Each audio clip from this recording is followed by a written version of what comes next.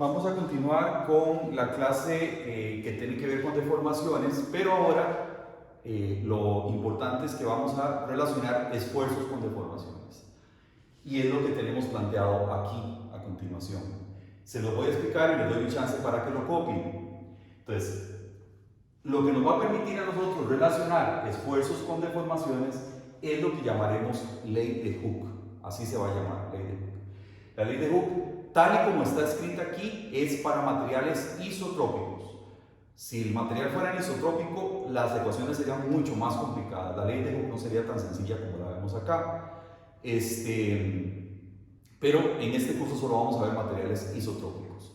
¿Qué es la ventaja de lo isotrópico? Bueno, primero, tiene igual resistencia en todas las direcciones, así es como lo definimos. Y por otro lado, es que lo axial y lo cortante está separado. Vean que aquí tenemos lo que tiene que ver con axial y aquí tenemos lo que tiene que ver con cortante. Cortante y axial se trabajan por separado. Si fuera isotrópico, habría componentes cortantes para definir las cosas axiales y viceversa. Habría componentes axiales para definir lo que tiene que ver con cortante. Entonces, en este curso queda por fuera lo que tiene que ver con materiales anisotrópicos, ¿verdad? Entonces, vamos a ir viendo cosa por cosa. Vean, aquí primero estamos poniendo E sub X, E sub Y y E sub Z. Primero para axiales. E sub X era deformaciones axial en X, deformación unitaria en X, deformación unitaria en Y y deformación unitaria en Z. Y aquí tenemos una serie de términos que hay que copiarlos tales cual, tal como están aquí. Ojo con los signos. Los signos son muy importantes. Entonces, deformación axial en X va a ser igual a el esfuerzo axial en X entre E menos esto que tenemos acá se llama nu. Esto se llama E, esta que tenemos aquí abajo, esta se llama nu. Entonces sería menos nu sigma Y entre E menos nu sigma Z entre E. ¿Ok? Si pasamos a deformación, para poder calcular la deformación axial unitaria en Y, esto va a ser igual a menos nu sigma X entre E más sigma Y entre E menos nu sigma Z entre E. Y la deformación axial unitaria en Z la calculamos como menos nu sigma X entre E menos nu sigma Y entre E más sigma Z entre E. Ojo los signos. Aquí tenemos una serie de signos que hay que respetar. Hay una serie de negativos y otros son positivos. ¿Quiénes son E y nu? Bueno, E y nu van a ser constantes del material. Cada material va a tener ciertas constantes que lo caracterizan y son bastante estables dentro de cada material. Entonces, las vamos a definir ahora a continuación. Por ahora nada más tenemos que escribirlas. Si pasamos a cortantes, vamos a tener gamma a la deformación angular XY va a ser igual a nada más el esfuerzo tau XY entre G. G es otra de las constantes del material. Gamma XZ va a ser igual a tau XZ entre G y gamma YZ va a ser igual a tau YZ entre G. Vean que cortante es todavía más sencillo que axial. Las constantes E, G y nu son constantes que caracterizan al material, como les digo, son bastante estables dentro de cada material y se relacionan por medio de esta ecuación. G igual a E entre 2 por 1 más nu. O sea, con conocer dos constantes puedo averiguar la tercera. No me tienen que dar las tres siempre. Estas constantes son muy estables y dentro de los libros que ustedes tienen, para cada material están dadas. La mayoría están dadas, ¿verdad? Para madera, acero, concreto, aluminio, cobre, etc. Todas las típicas de construcción son conocidas. Normalmente no las obtiene uno como ingeniero, uno las utiliza. Eso se tiene en pruebas de laboratorio, eso es lo usual. Y luego veremos el significado físico que tiene. Vamos a analizar, si quieren copian la ley de Hooke y luego entramos a analizar cada uno de los términos que tenemos acá, a ver qué es lo que significa.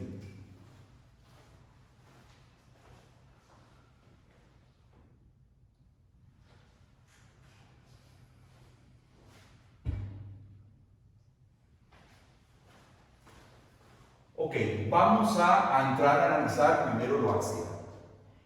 Las deformaciones vamos a verlas como causas y los esfuerzos, las deformaciones las vamos a ver como consecuencias y los esfuerzos los vamos a ver como causas. O sea, los esfuerzos causan como consecuencia las deformaciones. Entonces, de este lado del igual tenemos consecuencias en X, en Y y en Z. Y aquí tenemos posibles causas. Entonces resulta que la deformación en X es debida a un posible esfuerzo en X, si existe, dividido entre E, menos, o sea, no solamente el esfuerzo posible que existe en X me produce deformación en X, sino también posible esfuerzo en Y y posible esfuerzo en Z me pueden producir deformación en X. Ojo que tienen un signo aquí metido, ¿verdad? Eso hay que tomarlo en cuenta y luego vamos a entender por qué. Aquí uno entra con el signo real del esfuerzo. Si el esfuerzo es positivo, entra como positivo. Si por ejemplo el esfuerzo que tiene el elemento es negativo, en Z, un sigma Z negativo, por el negativo de la fórmula, va a convertir a esto en un término positivo. Si el esfuerzo en Z es positivo, entra como positivo y se multiplica por el negativo de la fórmula y ese término sería negativo. Entonces, hay que entrar con el signo que es correcto, ¿verdad? Así para todos. Igual en Y e igual en Z. Por ejemplo, en Z, la deformación en Z como resultante, va a ser evidentemente debida a un posible esfuerzo en Z. Pero también, si yo tengo esfuerzo en Y y esfuerzo en X, también pueden producir deformaciones en Z. Ojo que algunos de estos términos pueden ser cero. Puede ser que todos sean distintos de cero o algunos sean cero. Puede ser que si sigma X es cero, este término aquí se elimina, este aquí se elimina y este aquí se elimina. Si sigma en Z fuera 0 para un caso particular, este término se elimina, este se elimina y este se elimina.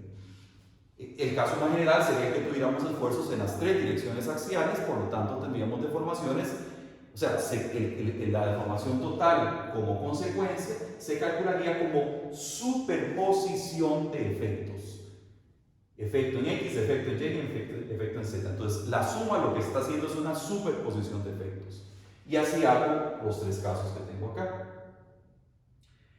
En el caso del cortante, es más sencillo, porque para conocer la deformación gamma XY, basta dividir el tau XY entre G, que es una constante del material. Algo parecido en Y, en XZ, y algo parecido en el plano YZ.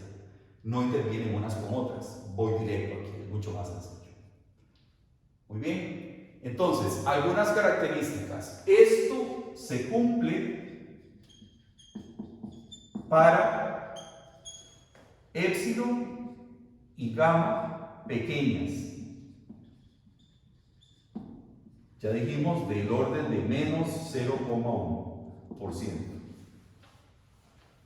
Otra cosa importante, válida, la ley de Hooke, tal y como lo estamos poniendo acá, va a ser válida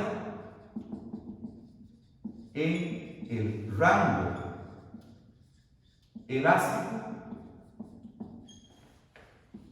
del material. Y entonces, la consecuencia de formación es igual a la suma o superposición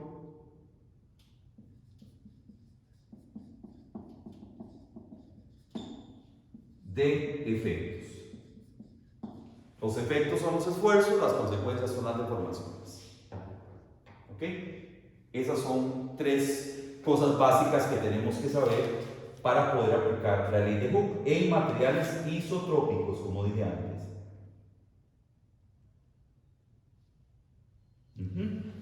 Entonces tenemos un efecto, que sería la deformación, linealmente relacionado con la causa que lo produce. Efecto de deformación y causa serían los esfuerzos.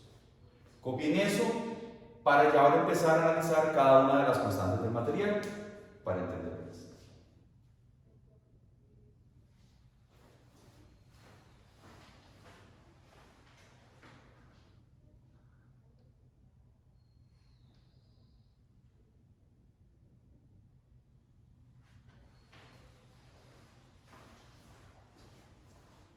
Muy bien, esto, cualquier cosa que tengan duda con la nomenclatura, porque a mí la NU a veces me sale diferente, en los libros está perfecto, ¿verdad? Ahí lo tienen que repasar. Muy bien.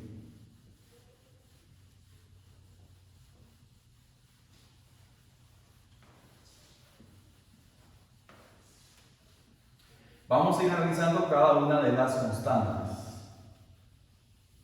Empezamos con E.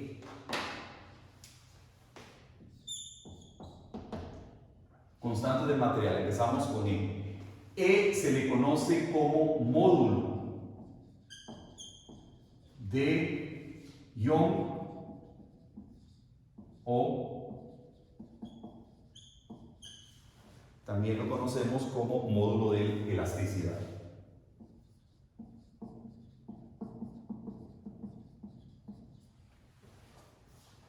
Módulo de elasticidad o módulo de ion. Vamos a trabajar para una condición de esfuerzos sigma x distinto de 0, sigma y igual a 0 y sigma z igual a 0.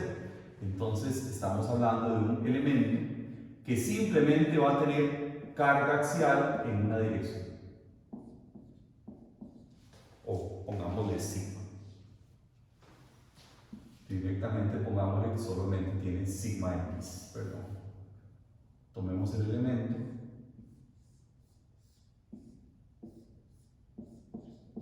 Sigma x, sigma x. No tiene sigma y y sigma z para entender mejor el concepto de esta constante. ¿Ok? ¿A qué se resume ley de Hooke? Bueno, recordemos ley de Hooke era E sub x igual sigma x entre e menos nu sigma y entre e menos nu sigma z entre e. Como sigma z es 0 y sigma y son 0, E sub x es igual a sigma x entre e. O lo que es lo mismo, si lo despejo de la otra manera, sigma x igual a E sub x por e. ¿Ven? Esta sigma x es variable, E sub x es variable y e es una constante. ¿Qué aparece si yo grafico esto? Si yo hago un gráfico de esto, donde en el eje y yo ponga sigma x y en el eje x yo ponga, epsilon x, voy a tener una línea recta hasta un cierto punto que le voy a llamar límite de proporcionalidad.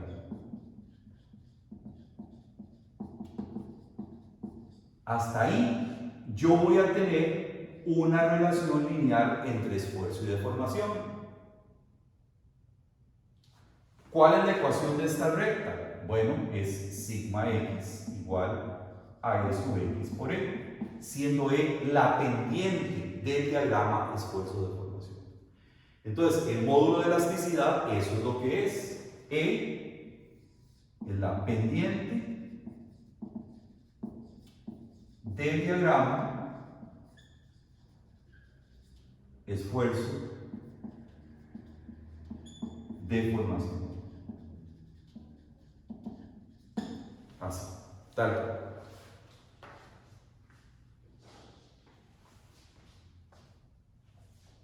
¿Qué significa esto? Bueno, que hasta un cierto límite de proporcionalidad, si yo aumento el esfuerzo a sigma 1, voy subiendo por esta línea.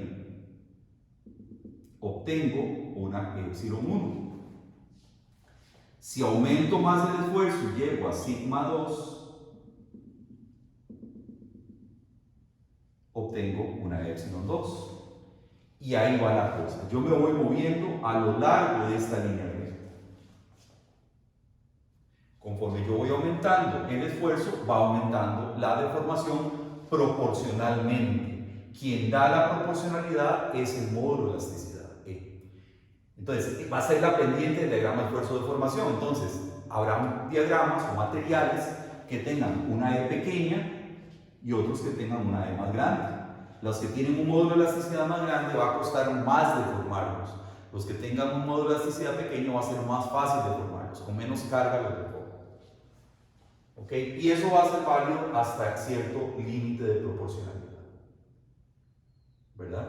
Yo voy aumentando, aumentando, ahí puedo llegar a un sigma 3 y eso me va a dar una epsilon 3. Y así, yo me muevo a lo largo de esta línea recta. ¿Qué pasa si yo elimino el esfuerzo? Si yo elimino el esfuerzo, se va a eliminar la deformación y me voy a devolver al origen, que sería la recuperación elástica del material. De eso hablaremos un poco más adelante, pero ahora se lo puedo mencionar. Yo voy cargando y el elemento se va deformando. Si yo elimino la carga, vuelvo otra vez al punto origen, porque estoy en un comportamiento perfectamente elástico. Por eso es que la ley de Hooke funciona hasta este límite de proporcionalidad, donde tengo comportamiento perfectamente elástico. Hay, por ejemplo, dos materiales. Le del concreto es igual a 2,17. Pongámoslos por allá mejor. L del concreto es igual a 2,17 por 10 a la 5 kilogramos por centímetro cuadrado, y el E del acero es igual a 2,1 por 10 a la 6 kilogramos por centímetro cuadrado. Ahí simplemente un dato comparativo. Vean que el concreto tiene un modo de elasticidad más o menos en un rango de 10 más pequeño que el acero. ¿Qué pasa si yo los comparo en un gráfico? Bueno, si quieren copien esto y hacemos un gráfico comparativo.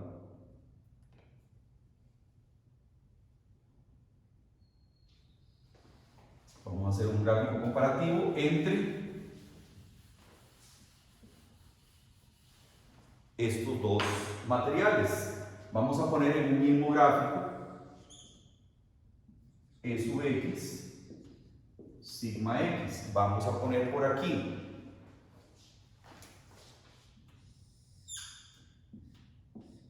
el E del concreto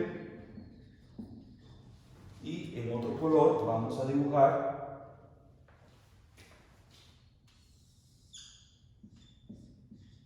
el E del acero, ¿verdad? El del concreto es más bajo, por lo tanto la pendiente es menor. El del concreto es más alto, por lo tanto la pendiente es más grande. Vamos a usar dos barras exactamente iguales y digamos las vamos a cargar en tensión. Las barras, esto es en acero y esto otro va a ser en concreto.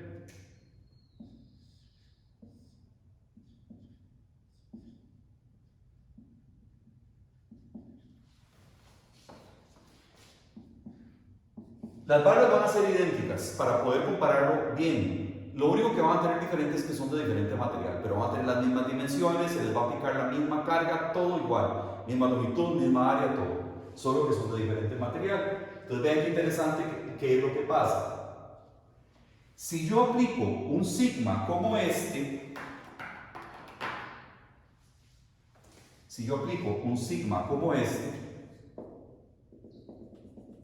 a ambas barras, esta sería E del acero.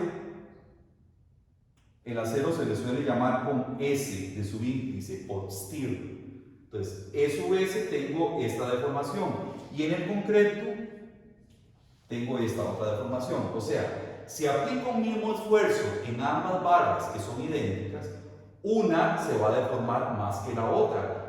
¿Cuál se va a deformar más? La del concreto, porque tiene un módulo más pequeño. Se logra deformar más.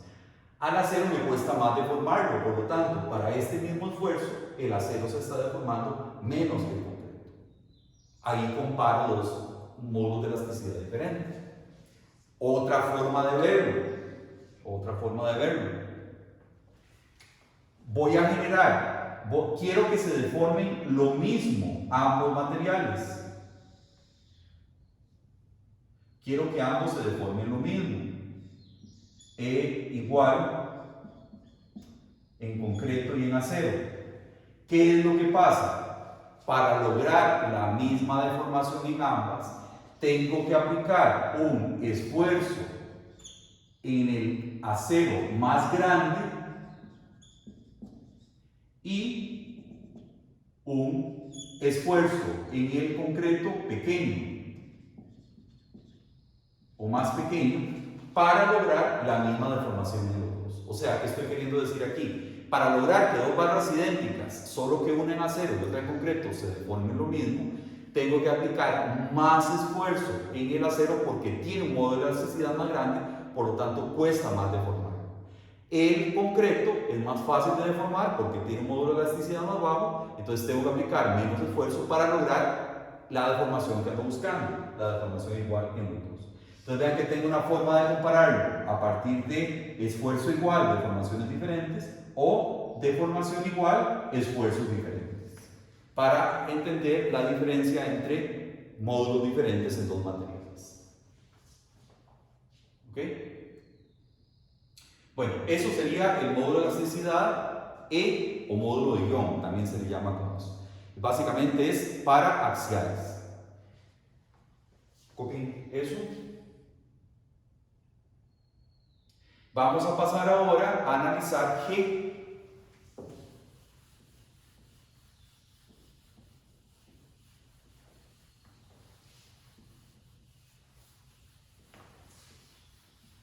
G es parecido. Bueno, perdón, una cosa importante. Una cosa importante. Unidades de E. ¿Qué unidades tiene E? Vemos que sigma es igual a epsilon por E. Recuerden que epsilon era adimensional. Si sigma tiene unidades de esfuerzo, E va a tener unidades de esfuerzo. Por lo tanto, va a ser kilogramos, centímetro cuadrado, newton,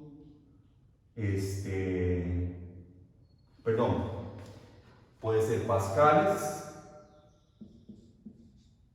puede ser libra por pulgada cuadrada. Tiene unidades de esfuerzo igual. Vean que como el módulo de elasticidad, como la deformación unitaria es una cantidad pequeña, E suele ser una cantidad muy grande, elevada a 10 a la 5, 10 a la 6, etc. Para que el esfuerzo nos dé una cantidad típica, normal, digamos, en sistemas estructurales. Entonces, como esto es pequeño, esto es muy grande, y eso nos da valores de esfuerzo, digamos, en un rango normal. Entonces, lo usual es que el módulo de elasticidad sea una cantidad muy grande. Y va a estar siempre en unidades de esfuerzo, para tener compatibilidad entre unidades acá, porque esta es adimensional. Muy bien.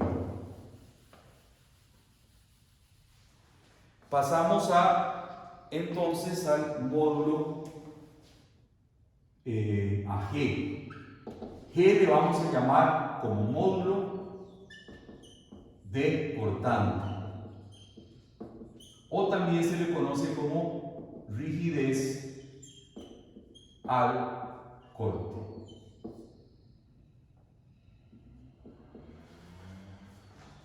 ¿Ok? Recordemos que es muy sencillo. Por ejemplo, tau xy, gamma xy igual a tau xy entre g. Entonces, si yo despejo tau, va a ser igual a gamma xy por g. Y si yo hago un dibujo de eso que acabo de poner ahí, poniendo aquí gamma y aquí tau, pues lo que obtengo es una línea recta hasta un cierto límite de proporcionalidad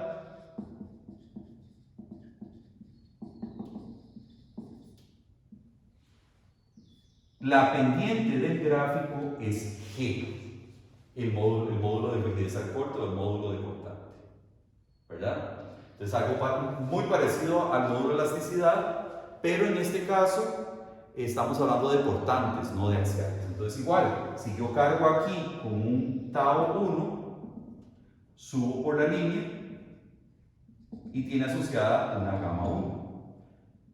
Un tau 2 tiene asociada una gamma 2, etc. Por ahí va eso. Entonces básicamente es eso, es la pendiente del diagrama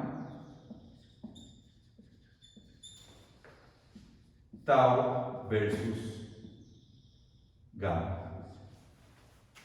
La pendiente del diagrama de esfuerzo versus deformación, eso me da, es importante, eso me da el G, el módulo de rigidez al corte. ¿Qué unidades tiene? Bueno, vean que la ecuación de la recta esta es de la forma, la recta es tau igual a gamma por G. Vean que es una recta de la ecuación y igual a mx más b, por eso es una línea recta, siendo b 0, porque la línea pasa por el origen. Entonces, esta es la variable, g es la pendiente y gamma sería la otra variable. M es la pendiente, ¿verdad? O g es la pendiente también. Entonces, si esto tiene unidades de esfuerzo, esto es adimensional, entonces G tiene que tener unidades de esfuerzo también.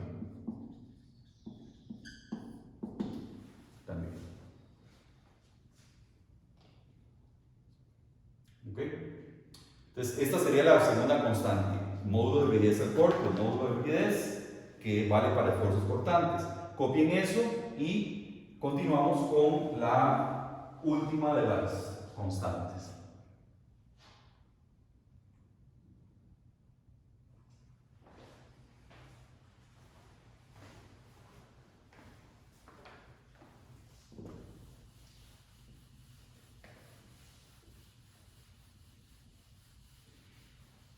La última de las constantes es muy interesante y es algo que intuitivamente nosotros algo conocemos de ella. La última de las constantes le vamos a llamar como módulo o razón de Poisson. Se le conoce con la letra griega nu. Módulo razón de Poisson. Nu. Bueno, vean, volvemos al ejemplo de la liga. Una liga como esta tiene ciertas dimensiones, ¿verdad? Inclusive ciertas dimensiones en la sección transversal. Si yo la cortara aquí, yo puedo medir la dimensión de la sección transversal. ¿Qué pasa cuando yo la alargo? Cuando yo la alargo, ella evidentemente en el sentido de aplicación de la carga se va a hacer más larga. Pero ¿qué le va a pasar a la sección transversal? Se va a hacer más corta, se va a hacer más delgadita, ¿verdad? Al tensarla se hace más delgada. Más delgada significa que se alargó en el sentido de aplicación de la carga, pero se comprimió en sentido de perpendicular a la carga. Ese es el efecto de Poisson y es el que vamos a analizar a continuación. Entonces vamos a trabajar también en condición sigma x distinto de 0, sigma y igual a 0 y sigma z igual a 0. Este sería un caso uniaxial. Vamos a trabajar en uniaxial porque es más sencillo de ver. Voy a hacer un esquema.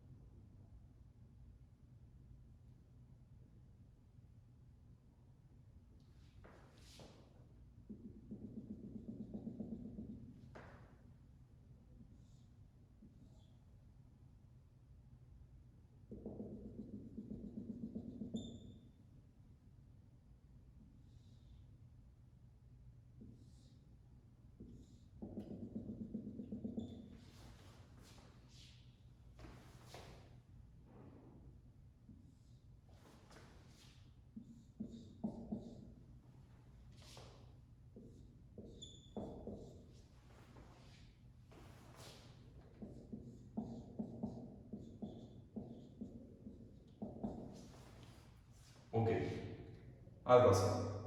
Bueno, esto que tenemos aquí va a ser la forma inicial. Obviamente el dibujo está exagerado para entenderlo mejor. La forma inicial es este cubo que tenemos acá. Cuando yo aplico las fuerzas P, o sea, en el sentido de aplicación de la carga, es el efecto de la liga, digamos, el elemento se hizo más largo por tensión, porque apliqué tensión. Pero en sentido perpendicular, el elemento se hizo más delgadito, ¿lo ven? Esta dimensión se acortó hasta acá y esta otra dimensión se acortó hasta acá, ¿verdad? Se hizo más delgadito. ¿Qué hubiera pasado si la carga que yo aplico es en compresión? El efecto es contrario. En compresión el elemento se hace más corto, pero en sentido perpendicular a la aplicación de la carga se hace más ancho, más grande. ¿Ah? Hubiera sido el efecto opuesto a este. Entonces ahí es donde está Poisson involucrado, la famosa nu. Vamos a trabajar un poquito con ley de Hooke a ver qué fue lo que pasó. E sub x es igual a sigma x entre E. Eso es E sub x. Los demás términos son 0 porque tenemos sigma y y sigma z igual a 0. E sub y va a ser igual a menos nu sigma x entre E. Sigma y y sigma z son 0, por eso solamente queda este. Y E sub z va a ser igual a menos nu sigma x entre E. Las deformaciones y la deformación unitaria. Vean que la deformación unitaria en y y en z son iguales. De hecho, este término que yo tengo aquí es E sub x. Y este que tengo aquí es E sub x. Entonces voy a despejar de acá nu. A ver quién es. Nu acá va a ser igual a menos E sub y entre E sub x. De aquí nu va a ser igual a menos E sub z entre E sub x. Eso es nu. Entonces, en resumen, ¿quién es nu? Nu va a ser igual al negativo, ojo, al negativo de la deformación unitaria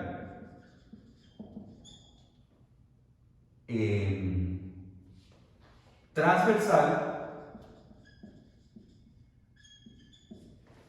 entre la deformación unitaria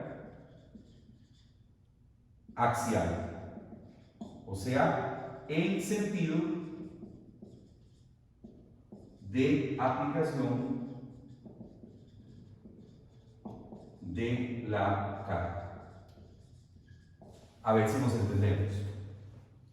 Lo que yo estoy poniendo aquí como nu es esto mismo, solo que en palabras.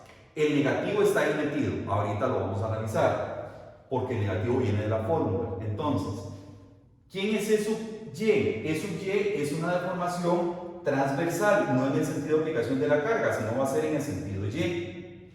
¿Quién es E sub z? Una deformación transversal, o sea, no en el sentido de aplicación de la carga, sino transversal. Tengo dos posibles direcciones transversales.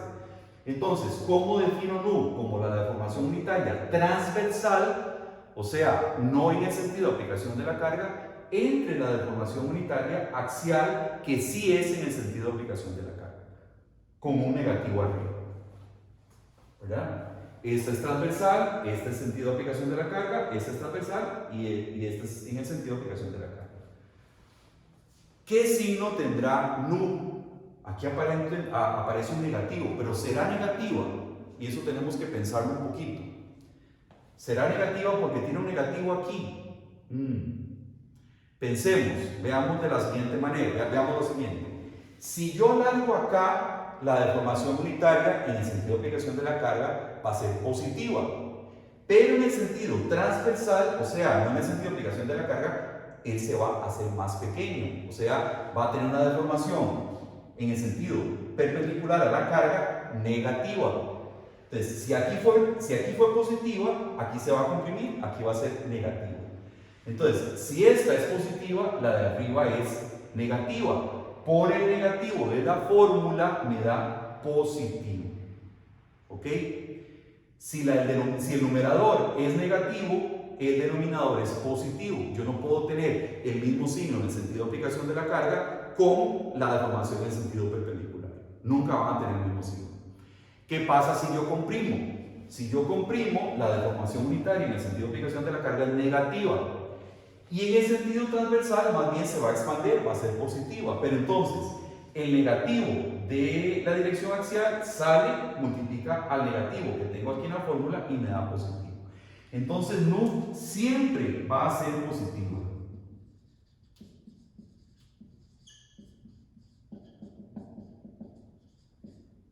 Y si a ustedes les da negativa, algo está mal. No siempre tiene que ser positivo. Siempre. ¿Qué dimensiones tiene? Es adimensional, es un número, porque estamos dividiendo dos cantidades que ya de por sí son adimensionales. Entonces, vamos a ir poniendo esas características de nu. Siempre positivo.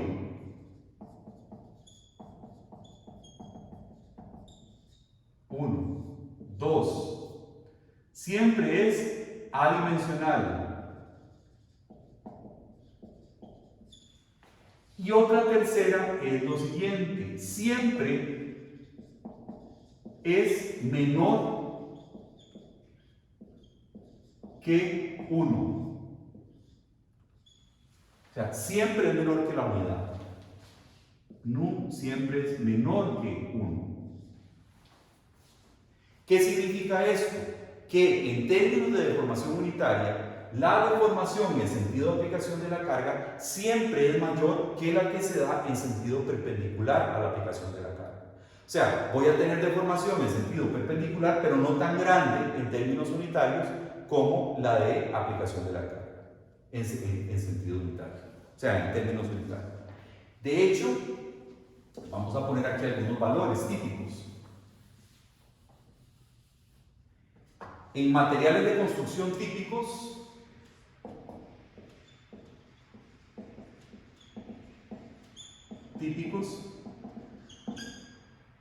de construcción, nu varía entre 0,25 y 0,35 en ese rango. Eso es lo usual para el acero, para el concreto, para todos estos. Tenemos dos valores extremos. Por ejemplo, 0,1 es un valor extremo y 0,5 es un valor muy alto. De hecho, deberíamos ponerle siempre menor que 0,5. Tal vez pongámoslo aquí. Ni siquiera llega a cerca de 1. Pongámoslo así. Ok, si yo les dijera que alguno es, bueno, voy a poner aquí dos valores, punto 1 y punto 5. Y por aquí voy a poner el caucho. El caucho es como el hule o el corcho. El corcho es lo que se usa para poner las botellas, ponerle tapón a las botellas de vino, por ejemplo, o así, de licores. ¿Cuál asociarían a cuál? Piénsenlo un poco. ¿Cuál tendría de punto 1 y cuál tendría de punto 5? ¿Cuál va con cuál? ¿Cuál de estos, al aplicarle una carga, se deforma mucho en sentido axial? La liga. La liga se deforma un montón, transversalmente se hace muy delgadita cuando yo la tenso. Entonces, la liga o el hule viene a ser el corcho. Tiene que tener una razón de Poisson alta, la más alta de todas las que vamos a ver. Y el corcho, por el contrario, precisamente por eso cuesta tanto abrir una botella, porque yo le aplico una tensión, pero él casi no se deforma transversalmente, por eso cuesta tanto que salga. Si hubiera sido de hule, con una tensión suave, ese tapón sale muy fácil, porque se deforma mucho transversalmente. Pero en este caso, por esa razón se usa el corcho. Vuelve muy difícil la deformación en sentido perpendicular a la carga. Entonces eso sería de esta manera. El más pequeño de todos con el corcho y el más grande de todos con el caucho o el hule, que es el caso de la hule. Muy bien, esto sería Poisson. Es adimensional, etc. Nos falta una última constante que es muy rápida de ver y muy fácil. Si quieren copian eso y vemos eso. Vemos esa última constante.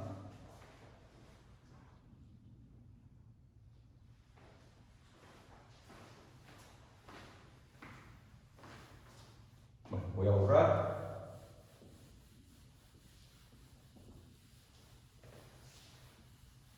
La última constante, recordemos que dijimos que los cambios de temperatura también producen deformación y hasta el momento no hemos hablado de cambios de temperatura. Entonces, pongámoslo aquí. Deformación por cambios de temperatura.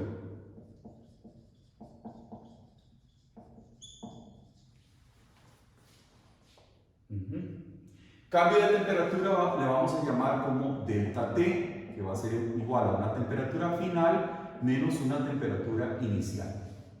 Eso es delta T. Si yo voy de una temperatura menor a una temperatura mayor, delta T es positivo. Si voy de una temperatura mayor a una temperatura menor, el delta T sería negativo. Entonces aquí yo puedo tener delta T como positivo o negativo, dependiendo de esta diferencia, ¿verdad? Por otro lado, vamos a tener una constante que le llamaremos de dilatación térmica y la vamos a llamar como alfa. Alfa va a ser otra constante bastante estable para cada material, va a ser característica de cada material, y alfa va a tener unidades de centímetro por centímetro entre grado centígrado o pulgada por grado Fahrenheit. Si estamos, este sería el sistema MKS y este sería el sistema inglés, ¿verdad? Entonces, epsilon va a ser igual a simplemente alfa por delta T. Si yo multiplico la constante de dilatación térmica por el delta T, eso me da epsilon.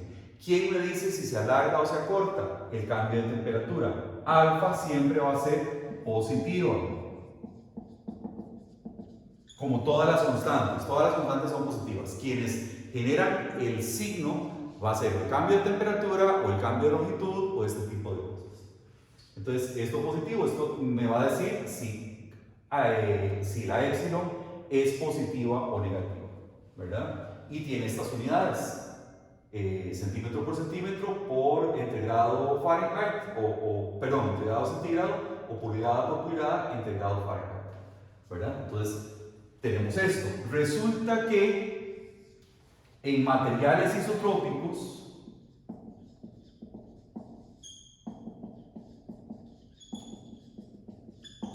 un cambio de temperatura me va a generar una E sub X, E sub Y y E sub Z, las unitarias, no las lineales, no las deltas, sino las épsilon, iguales en las tres direcciones.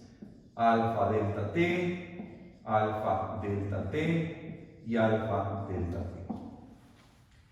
Y de la misma manera, en materiales isotrópicos, delta T, igual estamos hablando de materiales isotrópicos, delta T no genera efectos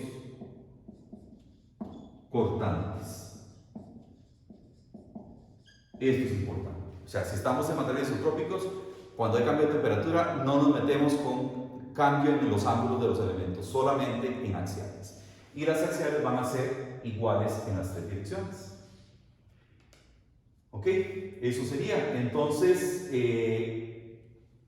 esta constante, cuando vimos ley de Hooke al inicio de la clase de ahora, esta constante habría que agregarla en caso de que tengamos cambio de temperatura. Entonces, lo que ya teníamos como E sub X igual sigma X entre E menos nu sigma Y entre E menos nu sigma Z entre E. Luego, E sub Y igual a menos nu sigma X entre E más sigma y entre E menos nu sigma z entre E. Ustedes ya esto lo tienen, no lo tienen que copiar, nada más les voy a decir dónde agregan aquello. Y sub z igual a menos nu sigma y sigma x entre E menos nu sigma y entre E más sigma z entre E. Pues lo que habría que agregarle son esos tres. Si hay cambio de temperatura, le agregamos más alfa delta t, más alfa delta t, más alfa delta t. Y ahí tendríamos la ley de Hooke completa, metiendo además cambio de temperatura. No hay que agregar nada en la parte deportante porque el cambio de temperatura en materiales isotrópicos no genera deformación cortante. Bueno, aquí terminamos entonces esta clase, que la dividimos en dos. Yo se las voy a poner el mismo día porque tiene que ver el mismo día, pero para que sea un poco menos cansada la dividí en dos. Y ya la próxima clase vendríamos a ver ejemplos con ley de Hooke. ¿Ok?